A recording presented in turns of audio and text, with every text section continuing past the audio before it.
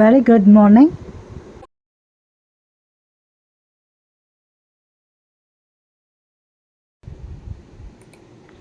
சுவரின் மறுபக்கம். அண்ணா தோட்டக்கலையை விரும்பினார். அவளுடைய தோட்டத்தில் அழகான பூச்செடிகள் இருந்தன. ஒரு நாள் அவள் சந்தைக்குச் சென்று லிசாவின் விதை கடையை அடைந்தாள்.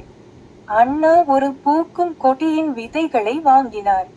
அண்ணா தனது தோட்டத்தின் பின்புறத்தில் விதைகளை நட்டார். அது அவளது பக்கத்து வீட்டு வயதான பெண்மணியுடன் ஒரு பொதுவான சுவர். சுவரின் இருபுறமும் பேசிக்கொண்டனர். அண்ணா சொன்னார், நான் ஒரு புதிய கொடியின் விதைகளை நட்டேன். வயதான பெண்மணி, நான் விரும்புகிறேன்.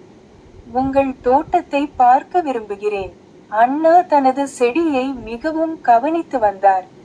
நாளுக்கு நாள் அது பெரிதாகிக் கொண்டே போனது. மாதங்கள் ஓடின. ஆனால் பூக்கள் இல்லை. பூ கொடுக்காததால் விரக்தியடைந்த அண்ணா அதை வெட்ட முடிவு செய்தார். ஒரு கோடரியை கொண்டு வந்து செடியை வெட்டப் போகிறாள். அப்போது அந்த மூதாட்டி, கடந்த பல நாட்களாக உன்னிடம் பேச விரும்பினேன் என்று அழைத்தாள். அழகான பூக்களுக்கு நன்றி என்று வயதான பெண்மணி மேலும் கூறினார். அண்ணா அண்டை வீட்டிற்கு விரைந்தார். சுவரில் இருந்த விரிசல்களை தாண்டி மறுபுறம் பூக்களை வளர்த்து கொண்டிருந்ததை அவள் பார்த்தாள்.